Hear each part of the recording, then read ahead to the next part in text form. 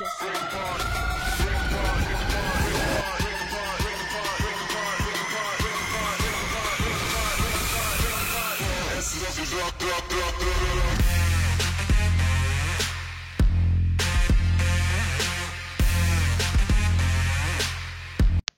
tout le monde, c'est The Gaming Squad, on se retrouve pour une nouvelle vidéo où je vais vous expliquer comment bien débuter sur Destiny. Je vais vous apprendre les bases, je vais vous apprendre tout ce qu'il y a au niveau doctrine, au niveau pouvoir, les nouveaux personnages, ce que vous pouvez faire, les endroits sociaux, etc. etc. Et je vais faire ça en plusieurs épisodes.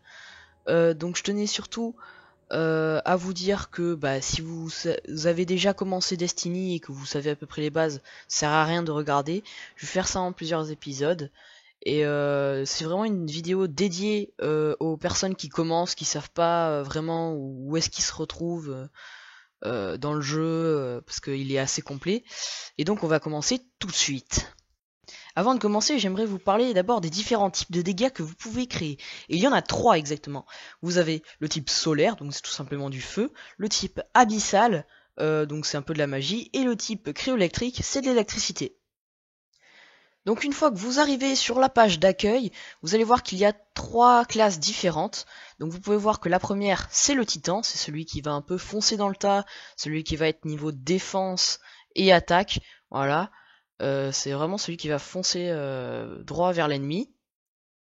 Ensuite, vous avez le chasseur, donc c'est plus celui qui va être soutien, agilité, qui va tirer au sniper. C'est pas celui qui va foncer dans le tas, c'est plus celui qui va rester à l'écart, qui va soutenir les autres, qui va les aider un peu, voilà, à cleaner les zones, etc. Et ensuite, vous avez l'arcaniste, donc c'est celui qui est un peu équilibré à peu près partout, voilà. C'est plus le mage, donc voilà, celui qui va lancer des boules géantes, qui va créer du feu, etc., etc. Donc une fois que vous avez choisi votre personnage, vous pouvez personnaliser son visage. Donc comme vous pouvez voir, il y a 3 races. Quand je parle de race, c'est humain, exo, c'est en gros c'est un robot. Et les éveillés, comme vous pouvez voir, c'est quelque chose qui est, on va dire, qu'un visage un peu bizarre. Moi je dis un peu, c'est comme les personnages d'Avatar, voilà, si vous connaissez le film. Et donc vous choisissez, vous avez la couleur du visage, les cheveux, la couleur des cheveux, la couleur des yeux. Vous pouvez rajouter des petits éléments personnels, pas comme du maquillage, mais comme des... Ouais si en fait c'est du maquillage, en gros c'est ça. C'est des petits éléments que vous rajoutez vous-même. Et donc ça permet de personnaliser, de se démarquer des autres personnages.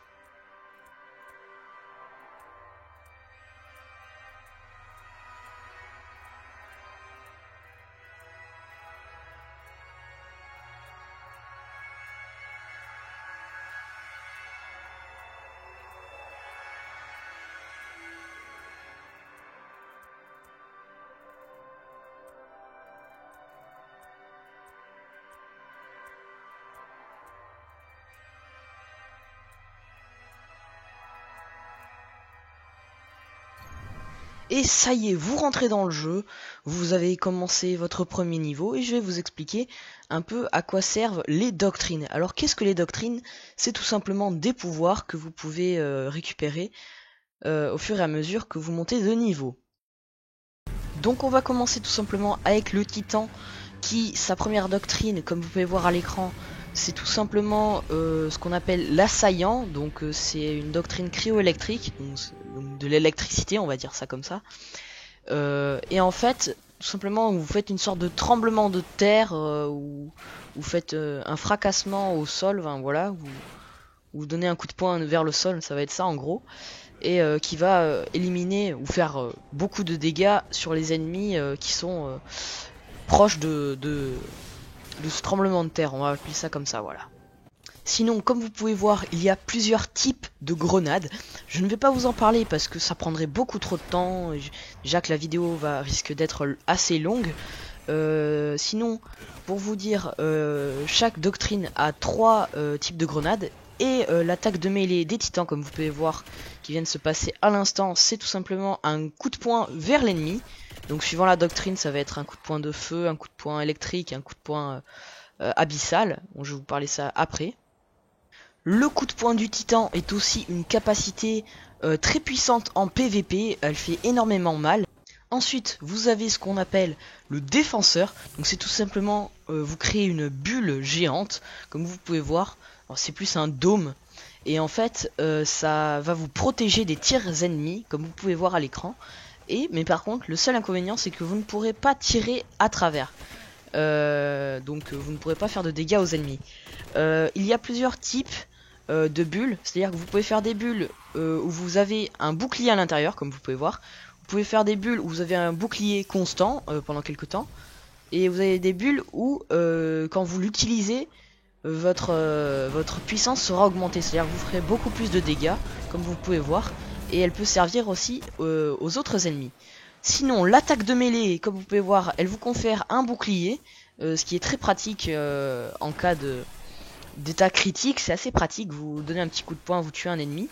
Et les grenades, comme vous pouvez voir, c'est plusieurs types de grenades, je vais pas vous en parler.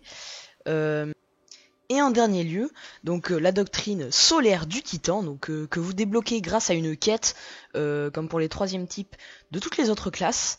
Donc en fait c'est tout simplement un marteau de soleil que vous allez créer, qui va faire très très mal à tous les ennemis. Il y aura donc plusieurs moyens de le configurer.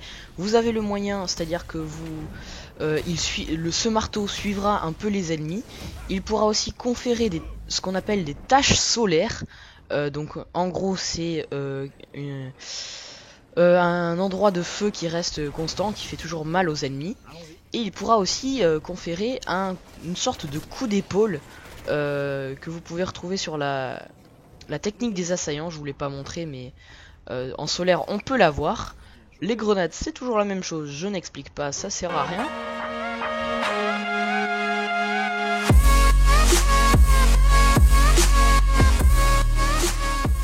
Et donc on va passer au chasseur. Donc tout simplement sa capacité va être d'invoquer une sorte de pistolet d'or qu'on peut aussi appeler pistolero, qui va soit one shot les ennemis assez classiques, soit qui va faire extrêmement mal au boss. Voilà. Donc ces grenades, celles que je préfère, j'aime bien la grenade à dispersion. Ou à essaim, voilà c'est ça, c'est à essaim, donc en fait qui va former une sorte d'essaim pas d'abeilles mais comme vous pouvez voir, de petites particules qui s'explosent. Et vous avez aussi la grenade laser qui attend que l'ennemi arrive pour exploser. Et l'attaque de mêlée que j'adore pour cette doctrine pistolero, c'est le lancer de couteau. Ça je trouve ça juste énorme. C'est juste vraiment marrant de lancer le couteau et de voir si ça marche, si on tue un ennemi ou pas. Et donc c'est assez cool. Vous pouvez configurer le pistolero de plusieurs manières. C'est-à-dire que grâce à certains casques ou équipements exotiques, vous pouvez modifier ce pistolero. Donc avec le casque ronde de nuit, vous pouvez vous ne tirez qu'un seul tir, mais il fait 6 fois plus de dégâts. C'est-à-dire que quelque chose à utiliser comme ça contre des boss, c'est assez efficace, on va dire. Vous avez aussi symbiote acliophage qui vous donne 4 tirs de pistolero au lieu de 3 normalement. Sinon, c'est à peu près tout pour cette doctrine, sachant que le chasseur a un double saut, c'est-à-dire qu'il va le sauter 2 fois. Il peut faire aussi 3 fois en pistolero. Vous pouvez aussi faire exploser les balles quand elles touchent leur ennemi.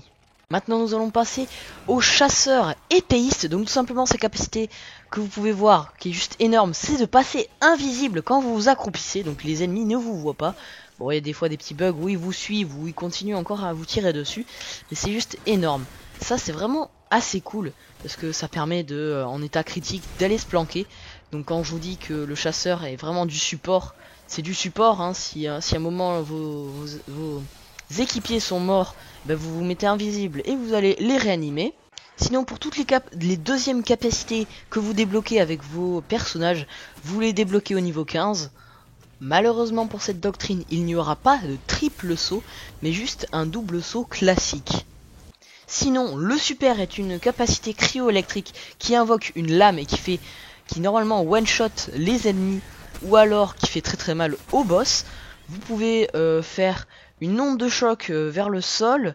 Vous pouvez aussi devenir invisible.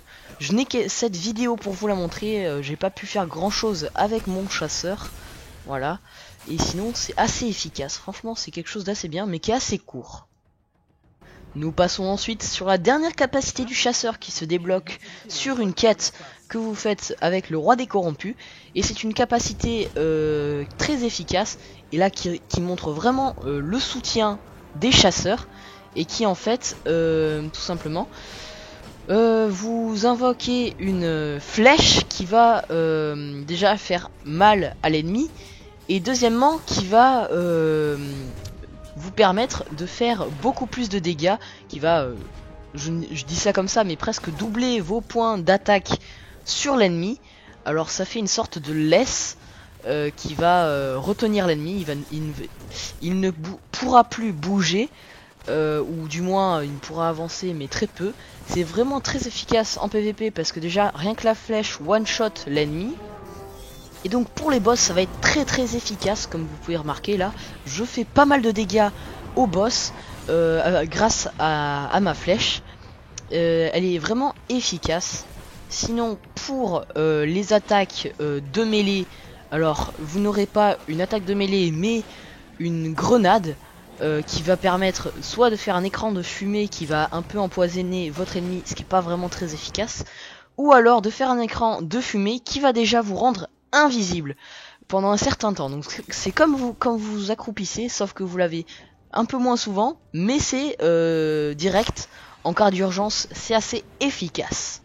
Grâce à un casque, vous pouvez aussi débloquer un atout de cette doctrine directement, qui est l'atout qui fait une petite roulade, on va dire ça comme ça, hein, c'est une petite roulade, et qui en fait va vous permettre d'esquiver des tirs ennemis, surtout en PVP quand il s'agit de bazooka ou quelque chose comme ça. C'est assez efficace à esquiver. Il y a aussi l'atout carquois que vous pouvez débloquer en améliorant cette doctrine, qui va vous permettre de tirer non pas une mais 3 flèches à la fois dans un délai de temps. Cependant elles vont être un peu moins longues, mais ce qui va vous permettre de faire un peu plus de dégâts.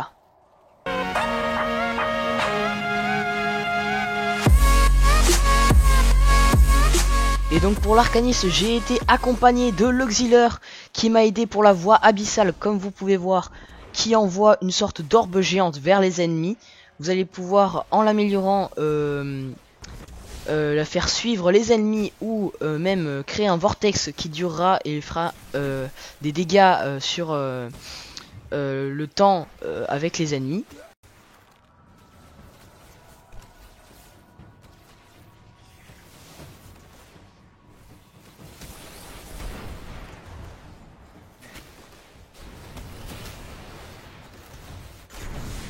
Donc sinon pour l'attaque de mêlée des arcanistes, moi j'appelle ça une baffe, donc en gros c'est vous allez donner une sorte de baffe avec des pouvoirs sur l'ennemi. Pour la deuxième doctrine, nous retrouvons le champ solaire, qui est une capacité qui va vous faire envoyer plein de grenades d'affilée. Avec un certain équipement vous pourrez en envoyer jusqu'à 15, et aussi vous pourrez donner plusieurs baffes, hein, toujours ce terme que j'emploie. Il va aussi vous empêcher il va vous faire réduire les dégâts subis et empêcher les ennemis en PVP surtout de récupérer leur point de vie, ce qui est assez efficace. Et aussi vous avez une capacité très bien, franchement, que je trouve qui est assez inventive, qui va vous permettre de vous réanimer tout seul. C'est à dire que vous êtes mort en raid ou en assaut, etc., nuit noire, voilà, vous êtes mort et vous vous réanimez. Voilà, c'est super. Moi je trouve ça vraiment très bien. Donc vous avez toujours le pouvoir, vous lancez plein de grenades et tout ça. Bon, ça vous le fait utiliser, mais c'est pas encore vraiment très difficile. Sachant que ce super, si vous l'améliorez, vous pouvez avoir assez souvent. Donc si vous faites que mourir, voilà, c'est vraiment assez efficace. Et cette capacité de champ solaire va vous permettre aussi d'avoir une deuxième grenade. C'est-à-dire que vous allez pouvoir lancer 2 grenades à la fois, c'est assez efficace. Surtout quand vous en lancez 15 à la fois, ça fait vraiment des dégâts, mais n'importe où. Ça fait un peu bugger aussi. Mais c'est pas grave, le plus marrant c'est quand même que ça lance 2 grenades. On retrouve encore les grenades à fusion qui sont très efficaces pour ce champ solaire. Et donc pour la dernière capacité que vous débloquez en faisant une quête, c'est en fait ce qu'on appelle le rite de l'orage. Donc une capacité aimée et détestée de beaucoup de gens. C'est assez spécial, c'est-à-dire qu'il y a beaucoup de gens qui aiment ça parce que en PvP c'est bien, voilà. Il y a beaucoup de gens qui disent que c'est pour les nuls. Moi perso, je trouve que c'est un bon super, voilà. Je vais pas dire ouais c'est nul, c'est bien. Je suis pas là pour ça. Et je vais vous expliquer en fait. C'est tout simplement vous déclenchez un orage qui va vous faire envoyer de l'électricité sur les ennemis. Donc même l'animation est très jolie à voir. C'est assez cool. L'attaque de mêlée, comme vous venez de voir, c'est vous lancez une sorte de décharge électrique avec les deux mains. C'est assez cool. En améliorant la doctrine, vous pouvez invoquer une sorte d'onde de choc vers le sol contre les ennemis, voilà. Un peu comme ce qu'on retrouve dans l'assaillant des titans. Aussi vous lancez une grenade qui fait une sorte d'orage, c'est assez magnifique on va dire à regarder, c'est assez marrant, je suis sûr qu'on pourrait faire un petit clip avec. Et qu'est-ce que je voulais dire aussi, cette capacité est assez bien en PVP, je vous conseille de l'utiliser même si vous débutez. Vous avez aussi un saut TP comme vous pouvez voir en appuyant sur une certaine touche, je crois c'est R3 ou quelque chose comme ça, c'est quand vous appuyez sur le joystick, vous allez vous téléporter, mais la durée de cette capacité va être réduite du coup. Et voilà, c'est fini pour cette vidéo, j'espère que vous avez aimé, n'hésitez pas à liker, à vous abonner, encouragez-moi pour que je puisse continuer. Si vous aimez ça, n'hésitez pas à me dire dans les commentaires